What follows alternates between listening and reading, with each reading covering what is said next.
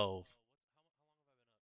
Gonna start it at 12 exactly in the stream, and we're live. We are live. We're recording on Audacity now. Here we go. And welcome to episode 1 of the Proper Dose podcast. I'm sure you're missing out on Dominic Zamparelli. He's not with us. He will be in and out probably throughout the year. My name is Joshua Mosley, and I'm here to get you ready for the NBA season. I'm also streaming live at Twitch right now, so if you hear me interacting with anyone, that's what that's about. This is going to be pretty scuffed. I don't have my host here. This is just to get everything ready. The game's really getting underway tonight, and I really wanted to get out first. What you need to know about the current NBA season with COVID-19 restrictions. It is a 72 game season down from 82. The season usually starts in October, but it started yesterday, December 22nd. I'm on 23rd, Christmas Eve. That's my best friend. Who's your best friend? Is it me?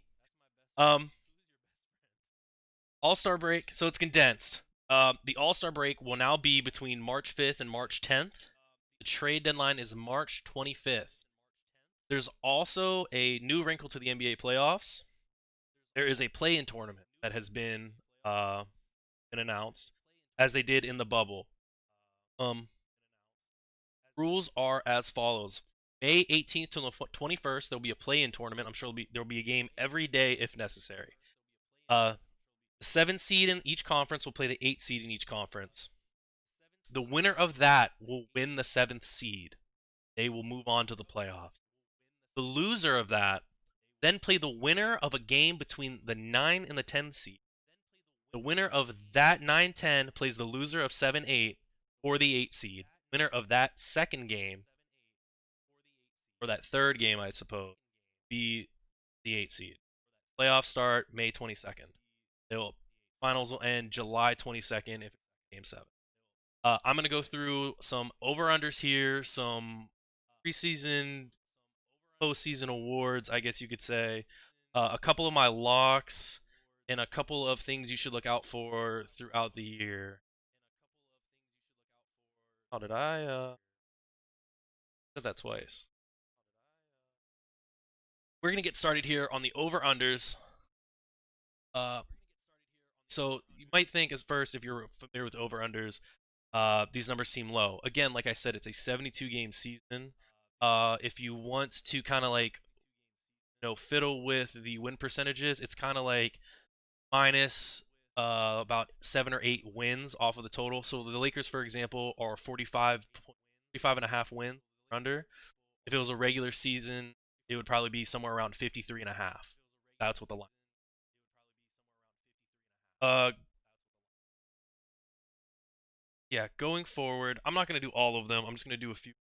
The Lakers are their line over under line is at 45 and a half. They're the defending NBA champions.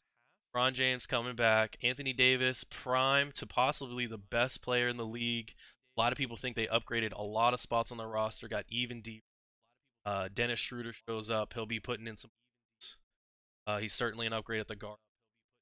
Lost Avery Bradley, who wasn't there in the bubble, but thought he was pretty valuable. Um, they replaced Montrezl Harrell with Serge Ibaka, which I think grade. I think the team got better. I really do think the team got better. It pains me to say it. I hate it. Um, I have them over 45 and a half wins. I just think their team's even better, and they're going to be the one seed in the West again.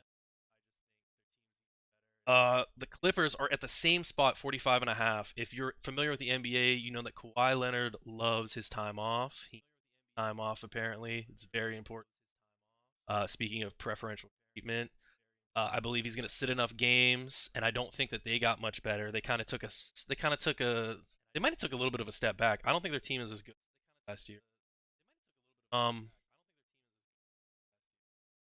oh, yeah, I messed up. So we can go ahead and edit this.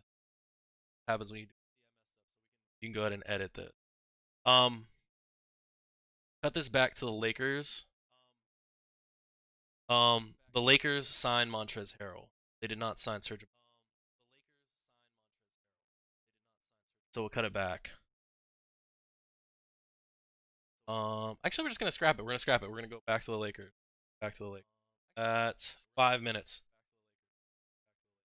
We'll get started with the Los Angeles Lakers over. They're over 45 and a half wins, I believe. I believe they got better. I believe they got better. They improved the roster entirely.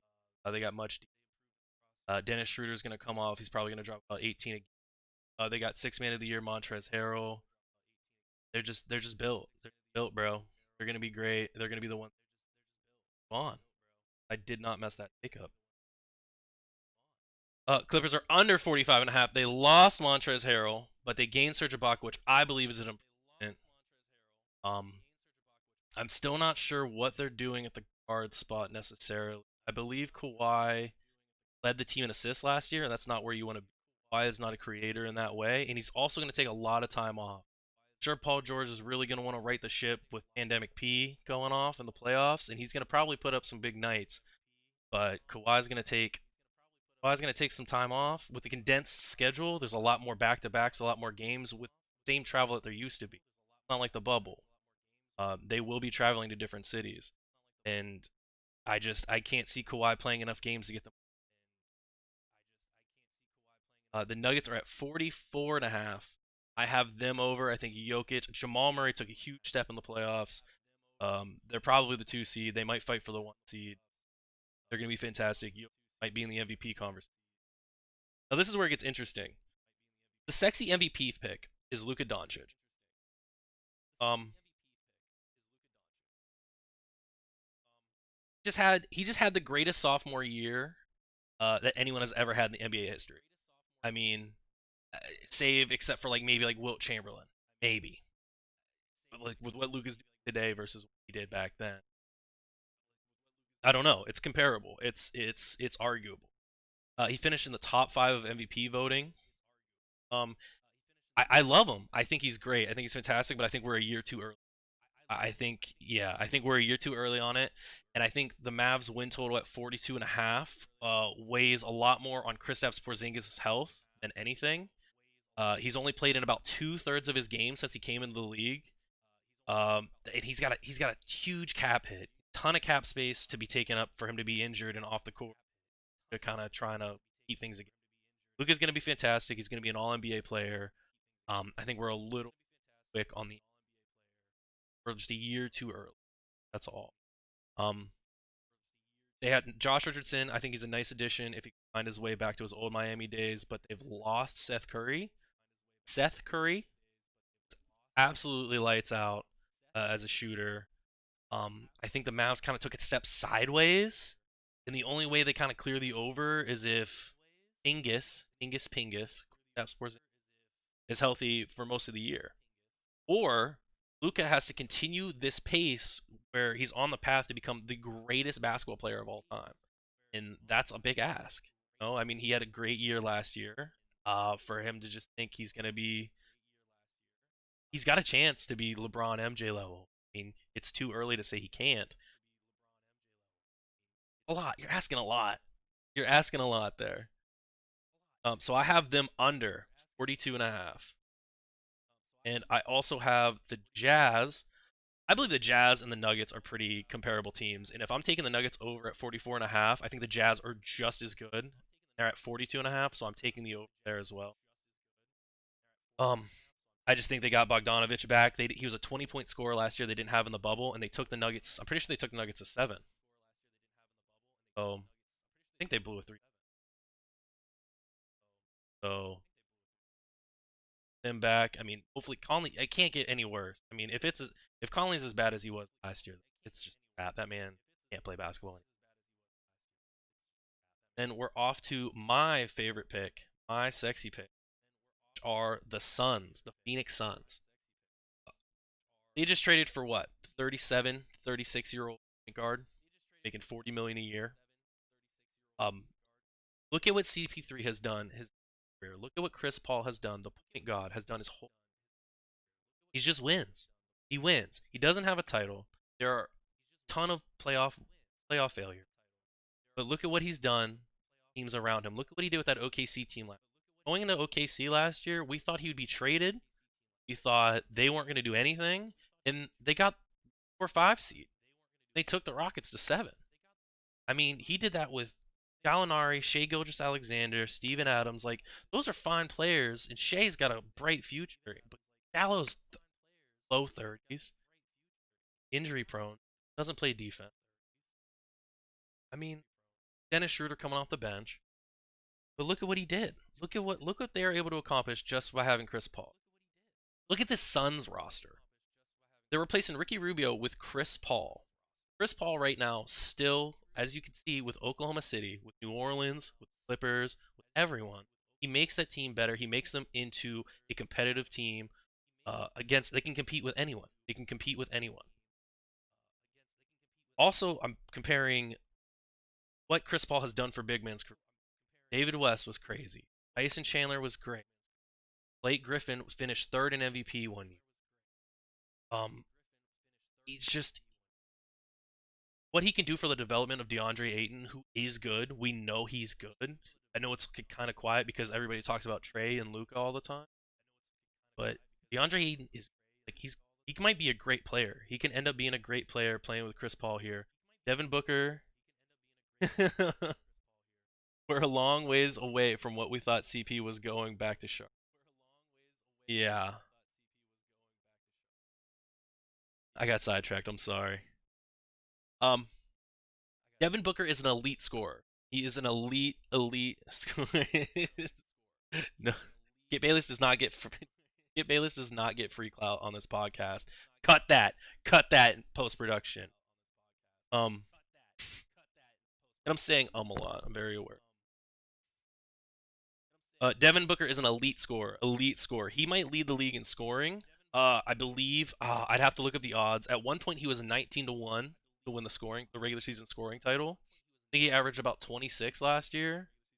I mean, he could easily, if he gets to the free throw line 1 to 2 more times a game, makes like 5 more threes because Chris Paul's running this offense. This team is much better.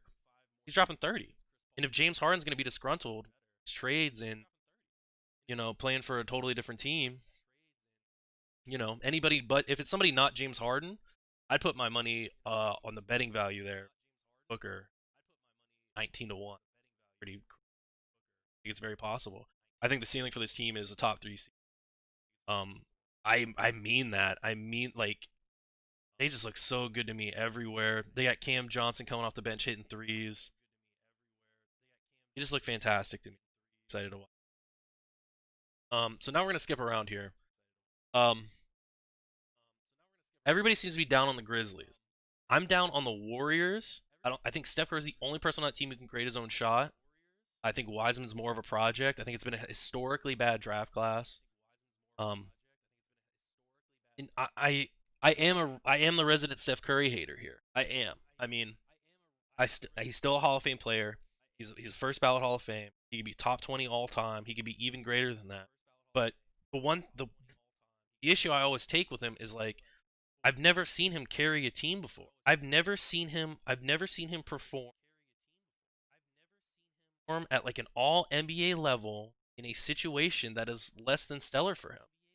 He, he was he was super important on those like historically great Warriors teams, like possibly greatest team of all time type stuff. You can't take that peak away from him. You can't take it away from him. But if you put him on a what has Steph really ever done for the league? Let's be real. Correct. What has he done? He's caused all these kids to come in, and they just jack up threes, and we that's not entirely his. Um, he is fantastic, is great, but with this scoring load, and also he's like low key injury. Like I don't know why his ankles were an issue for 6 years, and he just didn't. Then he went on a tear for 4. Oh, it's fine, and then he plays 5 games last year. He's only getting older. Um, James Wiseman, the number 2 pick in the draft, has played 2 games since high school. He played 2 games at Memphis, got suspended. I mean, I like Kelly Oubre, I like Pascal, but there's not enough with Clay out for Curry to carry this team. I mean, again, as we said with Porzingis, the cap hit he has and the money that's not on the floor. Clay has a ton of money, and he's not on the court, and that hurts your team. That hurts your team. You can't use that for other slots. Um, I am nitpicking a generationally great superstar here, but that's just an easy under at 38 and a half. I don't see how the Warriors 36 and 36 is even. I don't see how the Warriors have a winning record. And I am cheating a little bit as well because we watched the game last night and they got blown out by 26. So it's early, it's the first game, who knows? But man, I did not like what I saw at all.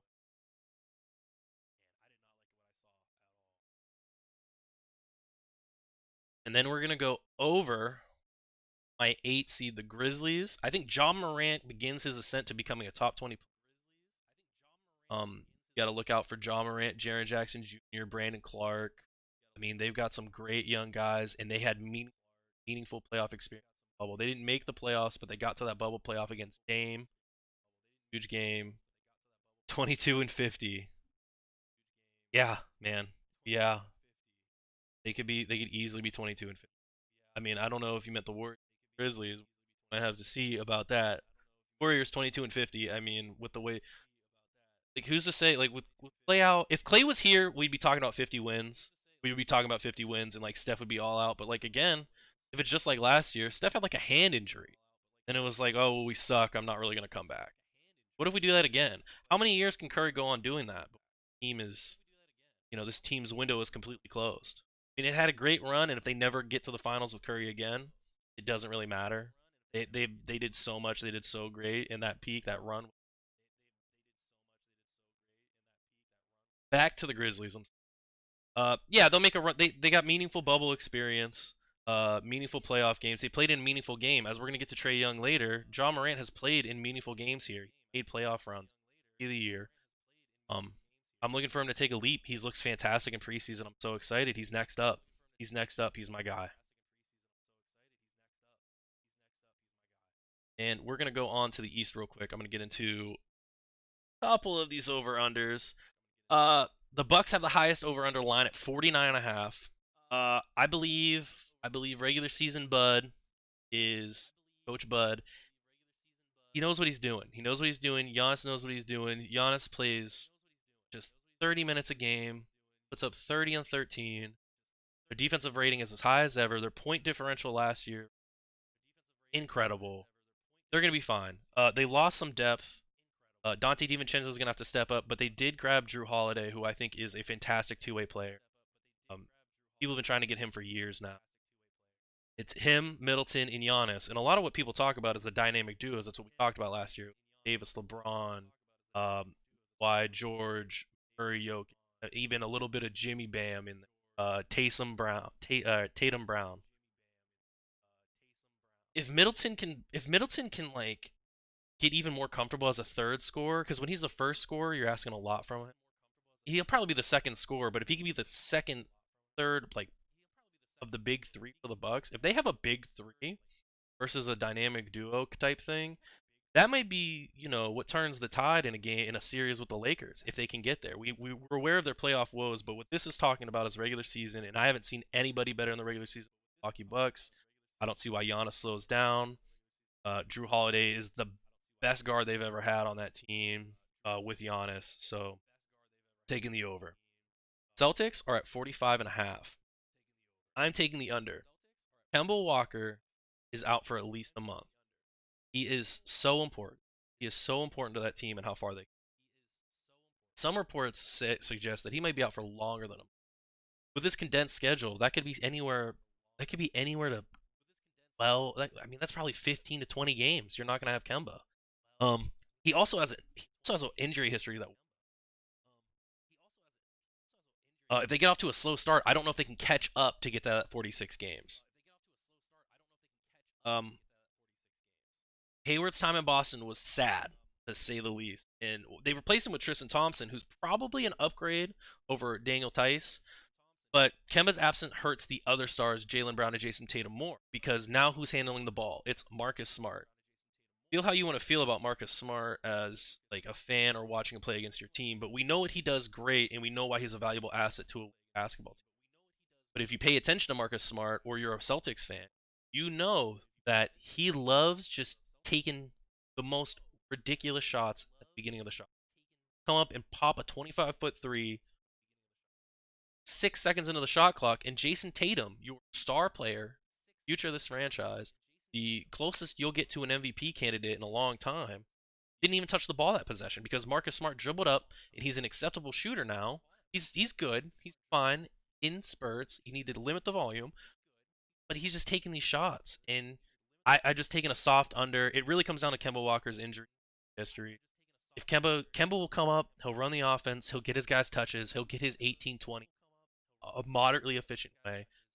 If Smart's handling the ball for a month and a half, I don't know how this team's gonna catch up to 46.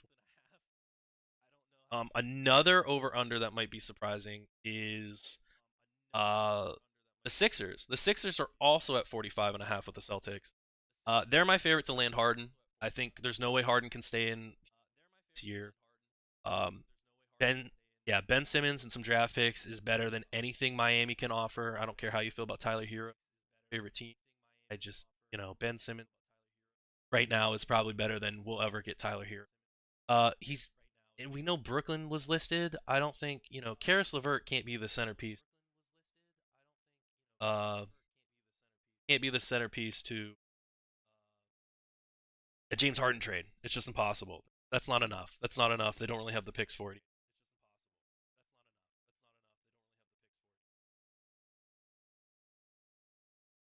Give me the over on them. Even if they don't get Harden, Doc Rivers is there now as coach. He brings out the best in his young players initially. He can keep the locker room tight. He can keep the locker room to mend them. The Clippers thing was tough, and I imagine it would have been even worse without him there. If you follow the NFL, Mike Tomlin and saga. Clearly, I was very wrong. I'm projecting the over with or without Harden. The roster is too talented to be this disappointing. It's just too. It's just they're too talented. If they suck again, we have to question how good Simmons and Embiid both are individually.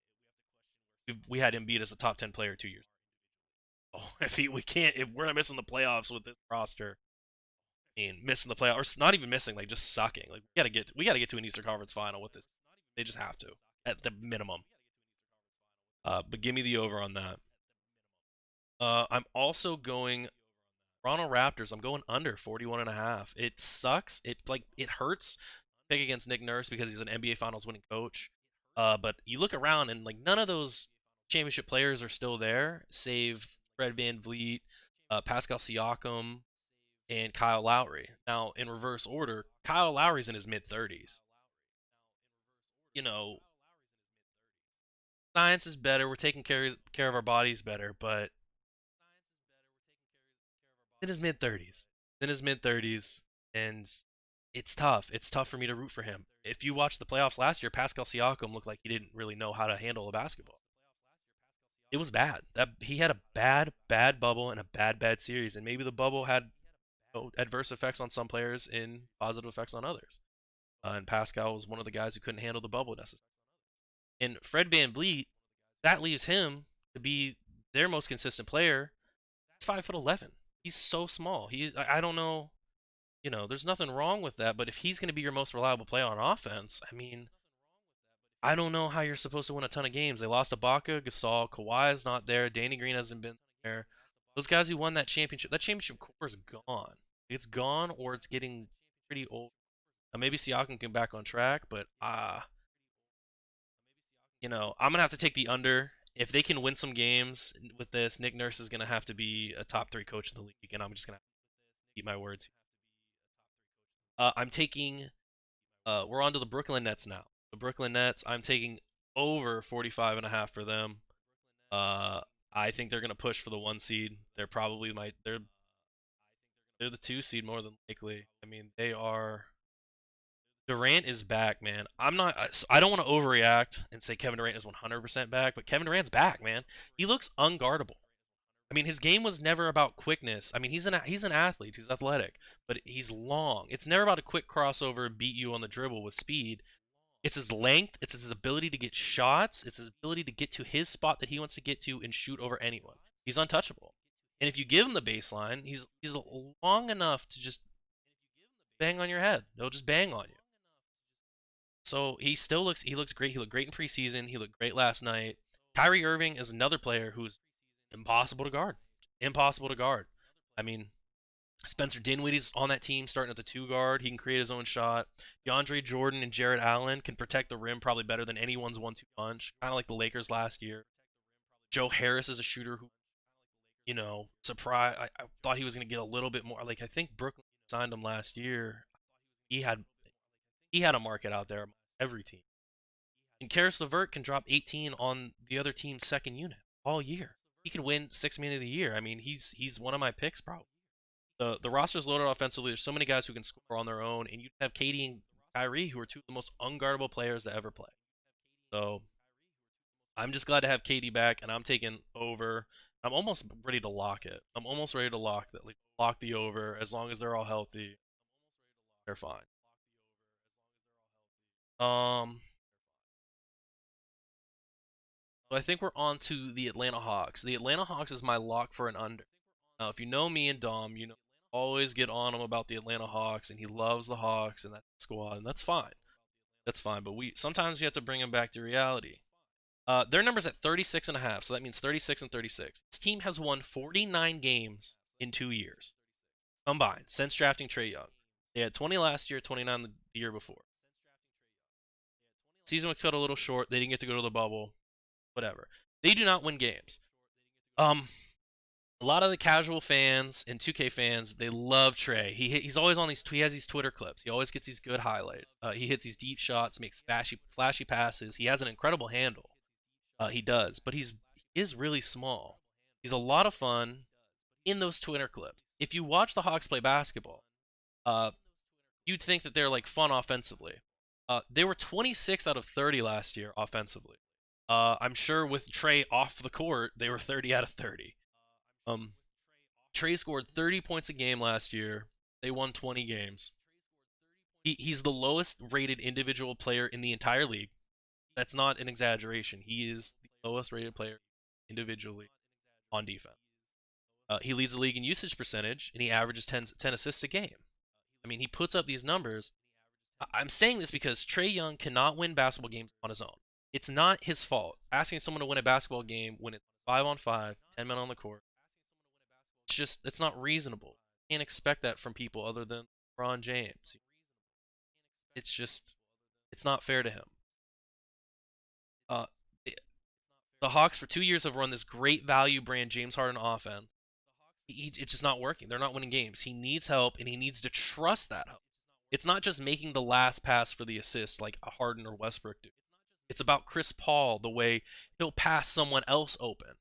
He'll pass to this guy to get the other guy open, and then they make that play. That's 2 points. It doesn't show up on Chris Paul's stat sheet. It's a hockey assist. It's how you win games. It's winning basketball. That's what ball movement. That's what ball movement.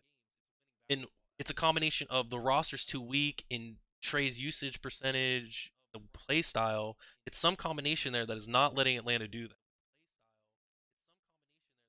So he needs help, but he also needs to trust that help. Atlanta made some expensive moves offseason, but they've signed Bogdanovich and Gallinari, who can't play any defense. Their two problems are how do they score with Trae off, and how do they play defense? Who do they stop scoring? How do they stop anyone from scoring? Their only chance at plus defenders are the recent draft picks, the wings, DeAndre Hunter and Cam Reddish, and with the new signings, their minutes just got cut.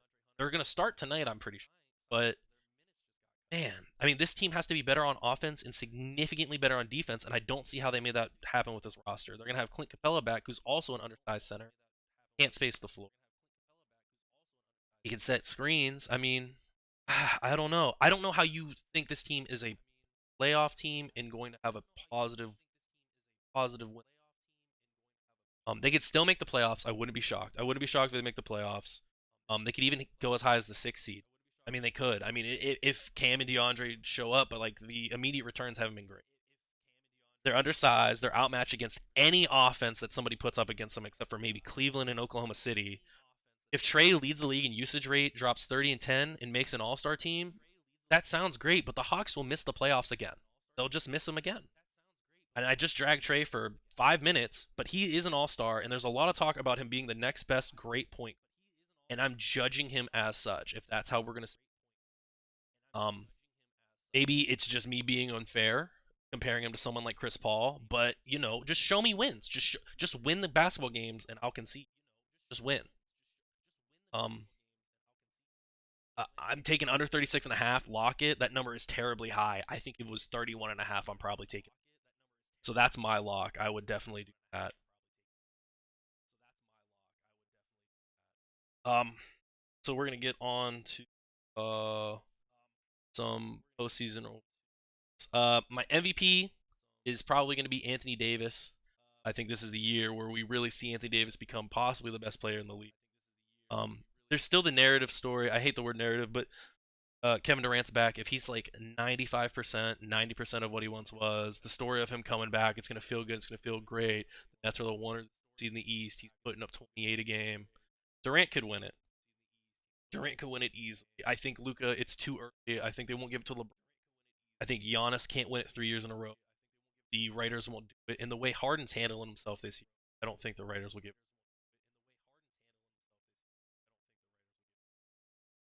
it. Excuse me. Defensive player of the year still going to be Giannis. I expect him to have the best record in the league and the best defensive rating and the best. Giannis is going to win defensive player of the year again. Storytelling. That is the narrative for the MVP usually. Storytelling. We like the story. That's why Russell Westbrook won his MVP. Him and Harden had comparable numbers. Harden had a better record, but Westbrook stayed.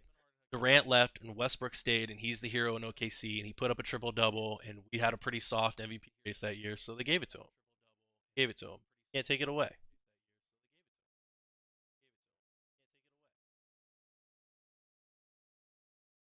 Yeah. So Giannis is gonna get. So as I said before, the historically bad draft class. We have no idea if any of these guys are good. None of them, and it's not just because they're rookies. We don't know. We don't know. I'm taking the Sacramento Kings rookie Tyrese Halliburton. I think he's the only guy. He's the guy coming in with a huge chip on his. He thinks he should have been drafted a little bit higher. He should have been drafted top six. I think he went about 12th. I think he comes in. I think best thing about him is his work ethic, and I think he's going to come in and put up some points. Most improved player, I guess, like Tyler Hero. He's on Miami. He goes from sparing minutes to then the playoffs, making a name for himself, and then coming in, dropping about 18, becoming a starter. You know, who knows? I don't really know with most improved. That usually is also heavily story based, and we're not there yet. Six man Karis LeVert. The Nets are going to put up points. Karis LeVert's coming against your favorite team's trash players.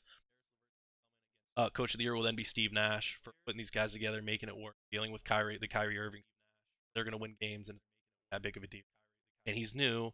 People love Steve Nash. They were super excited about the hire. Again, storytelling. Writers vote for these awards.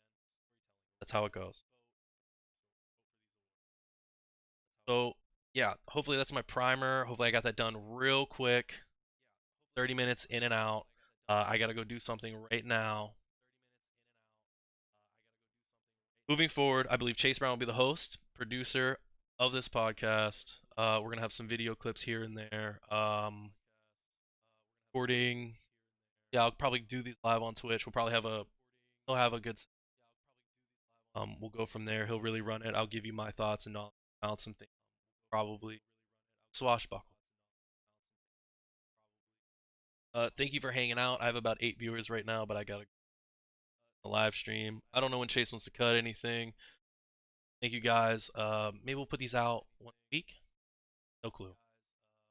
But thanks for helping out. Thanks for Zach and Rob, Jake, helping me get this all set up. You can find me at JMO's at Proper Dose NBA.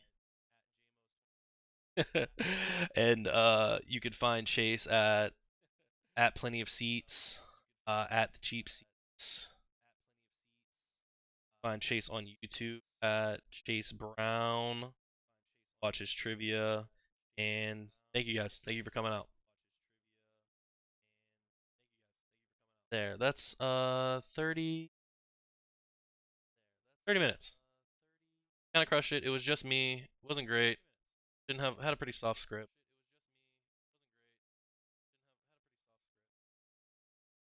Export as a wave. All right, but I gotta go. I was supposed to go somewhere at 8, so I appreciate you guys. I might be streaming later, but I gotta go.